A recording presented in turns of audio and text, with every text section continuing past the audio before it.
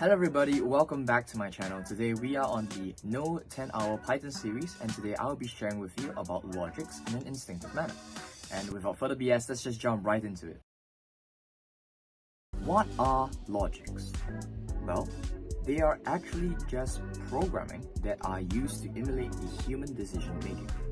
So a simple common example is, okay, if I'm hungry and I have the money for it, and I decide that I want to have a burger today, then I'll get a burger and fill my hunger. Or it could be something as complex as this. If I'm hungry and I decide I want to have a burger, or I can decide to have a salad, or I can decide to go down to a random restaurant and close my eyes and pick whatever's on the menu. And then on the assumption that I have money, and if I don't have money, I could decide to steal it or borrow it. Then I'll have a meal to fill myself. So it can be really complex as the second example, or it can be something as simple as the first example. Main thing I want you to take away from these two examples is that the language that was employed during these examples, if, and, or, but, these are actually the fundamental concepts in programming that we use for logics.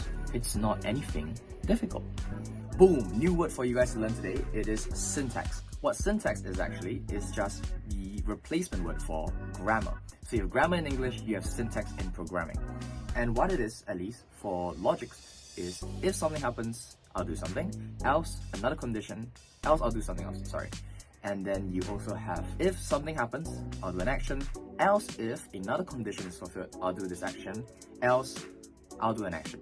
And the else if part can be chained on for as many times as you want, right? So it can be if, else if, else if, else if, else if, or in programming you can also call it elif, right? Just to shorten it. To give you guys another example, if it's sweltering hot outside and I decide to strip naked, then the police is going to catch me and throw me to jail. Another example is, if there's a concert that I want to go to and I have the tickets for it, then I can go for the concert. Else, if I don't have the tickets and I can buy the retail tickets and I'm willing to buy the retail tickets at those enormous prices, right? Those ridiculous prices, then I'll be able to attend the concert. Else, I'll just sleep at home. Basic logical operations in programming. In programming, we have AND, OR, XOR, NAND. XOR means exclusive OR, NAND means not AND. We will only be focusing on three, which are the AND, OR, and NOT, which is negation. And the reason we're only going to focus on these three is because they can make up the other two, XOR as well as NAND. Addition, AND. Combining conditions where all must be true. When it comes to the AND operator, we are simply piling up more and more conditions before a statement can be fulfilled. When you order at Starbucks for a cup of coffee, how do you order? I like a grande vanilla latte with soy milk and no foam and extra shot of espresso. See what you did there? More and more conditions will pile onto the statement before it can be fulfilled. And if any of those conditions aren't fulfilled, well, there will be another complaint to the manager of that Starbucks chain. In our everyday lives, we instinctively use the AND operator every single day of our lives.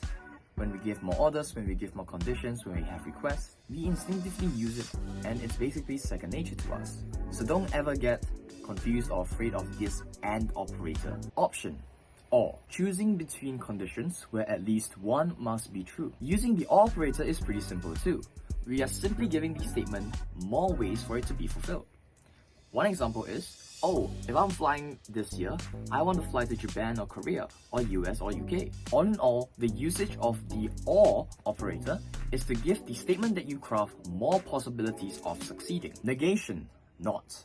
Inverting the truth of a single condition. And because I'm really hungry right now, I'm just going to go back to the examples of food. So a normal example would be, is my food done yet? That's the statement. Yes, my food is done. No, my food is not done. In an inverse example, or an inverse statement, it would be, is my food not done? Then it will be, yes, your food is not done.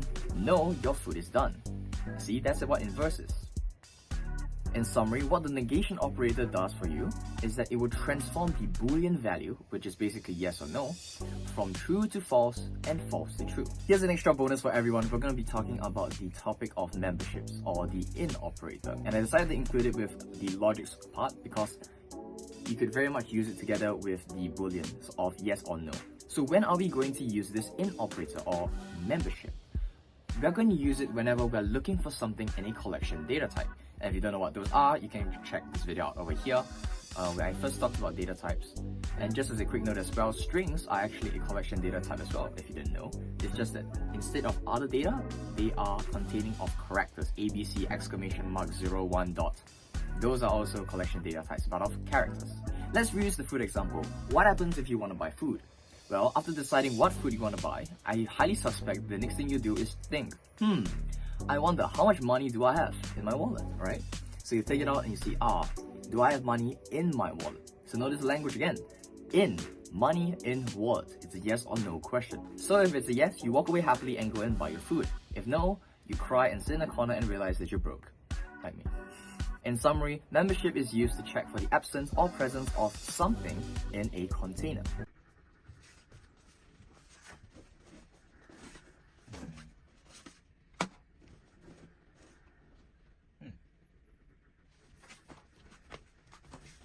I've covered quite in depth about logics today, and I hope that they've proved to be meaningful as well as logical, no pun intended.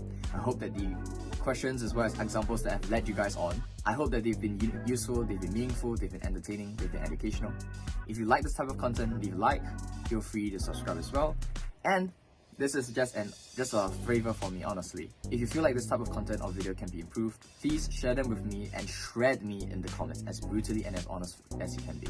Because to me, I think each comment is a treasure trove of education, and it could teach me how to be better at providing you better content. Anyways, enough BS. That's it from me, so goodbye.